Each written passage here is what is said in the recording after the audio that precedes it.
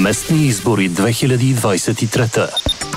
Адвокат Тодор Кръстев е сред знаковите пловдивчани през последните години, писател, активен гражданин и един от най-близките хора в екипа на кмета Славчо Атанасов в мандата му преди 12 години. Той е в общинската листа на местната коалиция Съединени за Пловдив под номер 13. Добър ден, адвокат Кръстев. Здравейте. Проблемен транспорт, трафик хаос, ремонт на ремонта, ремонт до ремонта, мръсен въздух, мръсни улици, отчукани тротуари, финансов колапс на Пловдив, липса на прозрачност в управлението. Това са темите, по които дебатираме вече втора седмица по време на кампанията. Вие от Съединени за Пловдив, от къде ще започнете? Темите са толкова много, толкова разнопосочни, толкова сложни, че откъдето и да започнем няма да сбъркаме.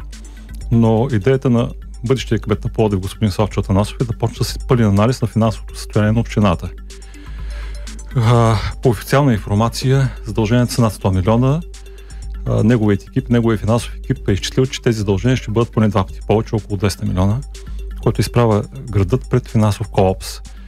Пълен, дълбочинен анализ на всичко, преди всичко на финансите, и тогава излизаме пред гражданите на град Пловдив, обявяваме какво сме заварили, казваме цялата истина и само истината, искаме тяхната подкрепа и почваме да работим.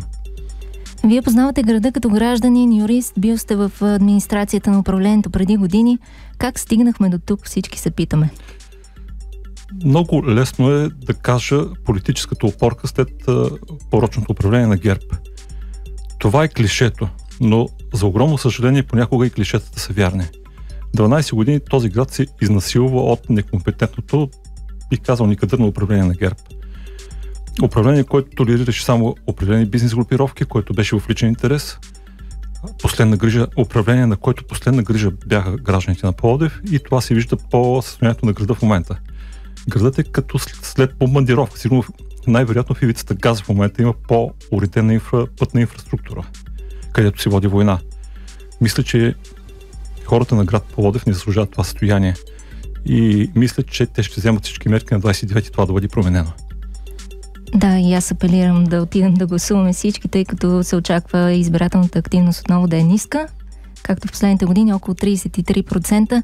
Откъде ще започнете около екипа на Съединени за Пловдив оглави общината? Пълен анализ на финансовото положение и състояние на града, пълен, тотален, дълбочинен анализ, спешен прелит на всички сключени договори за реализиране на инфраструктурни проекти, по най-бърз начин отпушване на града. Поне 2 от основните трасета трябва да бъдат отпушени до Коледа, задължително. С този пътен тупик, който ни остава управлението на ГЕРБ, ние трябва да се спазим максимално бързо, да се справим максимално бързо и ще се справим. Оттам насетне пълен прелит на договорите, сключени по Закона за обществените поръчки, за строителство, заемните договори и така нататък и така нататък. Въобще работата е гигантска, но нашата амбиция е да овладеем кризата, в която е града. Много работа ще чака тези, които ще оглавят общината. Определено. В телеграфен стил, кои са стратегическите посоки в развитието на Пловдив през следващите 4 години? В телеграфен стил малко трудно, ще опитам да маркирам някои неща. Ако е възможно. На първо време да почнем с практическите неща. Трябва да се почисти коритото на река Марица. За последния път коритото на река Марица е чистено по време на мандата на кмет Славчо Атанасов, т.е. преди 12 години. В момента коритото на реката прилича на джунглата на Амазонка. При първия по-сериозен дъжд, който ще би се излял в Южна България, всичко по поречието на реката в рамките на града, който е около 10 км, ще бъде залято, той ще бъде унищожено. Затова първата най-спешна задача, която и амбиция, която има господин Атанасов, е да почисти реката.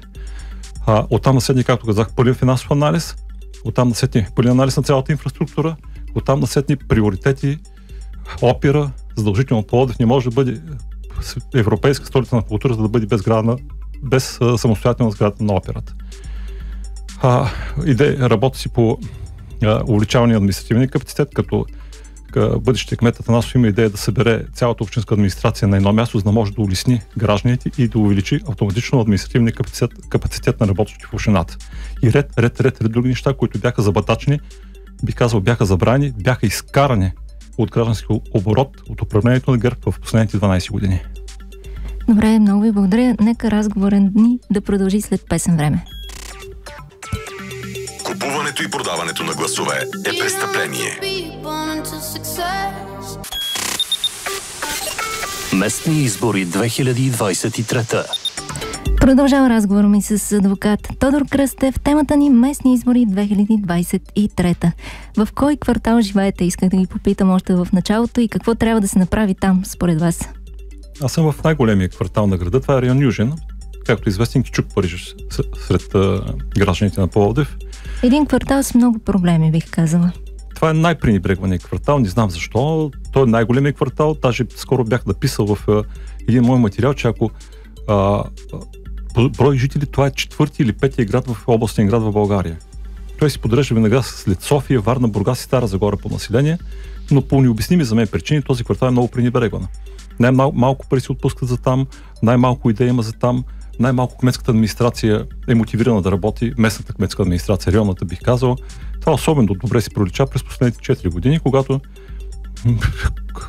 кмета Язов, иначе един много интелигентен човек, се занимаваше с всичко друго, но не с управлението на района. Силно се надявам това да бъде променено. Новият кмет от коалиция Съединение за Пловдив Васко Вътев, изключително амбициозен, изключително работлив млад човек, вече не толкова млад, над 40 години, кореняк, местен кореняк, потомък на беломорски и македонски бежанци. Силно се надявам, бих казал убеден съм, че той ще промени този район за 4 години.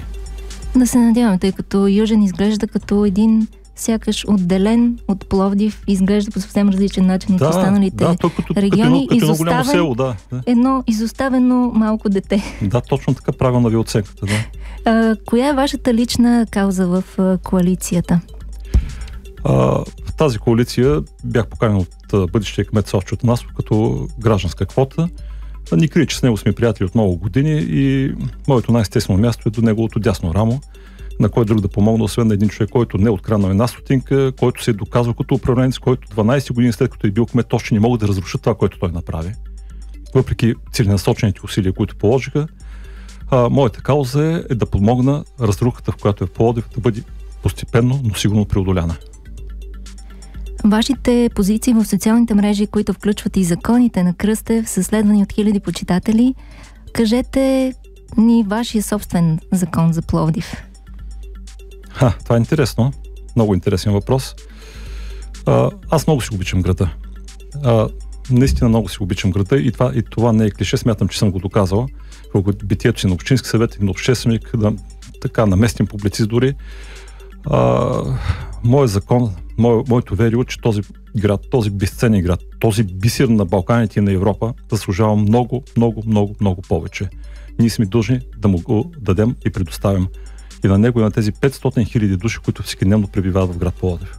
Те заслужават тази перла на Балканския полуостров наистина да заблести с истинския си блясък. Как искате да видите Пловдив след 4 години?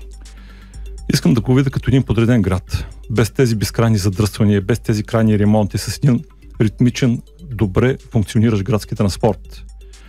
Искам да видя Пловдив наистина отново реална европейска столица на културата. Искам да видя нова опера в града. Искам да видя усмихнати и щастливи пловдивчани. Искам всеки да счита Пловдив като град за завръщане и град за вечен престой в този чудесен град, нашия любим град Пловдив. Да си бъде пак древен и вечен, а не древен и вечно аварирал, както аз го наричам на шега много често. И последно питам всички, които ми гостуват в студиото, защо е важно да гласуваме на 29 октомври? Това е изключително важно. Когато възмутените не гласуват, когато отвратените не гласуват, управляват отвратителните. Пак ще го повторя. Когато знам, че всички малко или много сме отвратени, но когато отвратените не гласуват, управляват отвратителните. Уважаеми пловдивчани, нека на 29-ти, гласувайки масово за листата и за кмета Славчо Атанасов, да предотвратим това. Вярвайте, ние гарантираме, че няма да ви излъжем. След 4 години Пловдив ще бъде красив и нов. Много благодаря за това гостуване. Оптимистичен край. Да се надяваме за Пловдив да има наистина нова визия и да си възвърне достоинството в следващите 4 години. Адвокат Тодор Кръстев, който е в общинската листа на коалиция Съединение за Пловдив под номер 13. Благодаря ви и успех! Купуването и продаването на гласове е престъпление.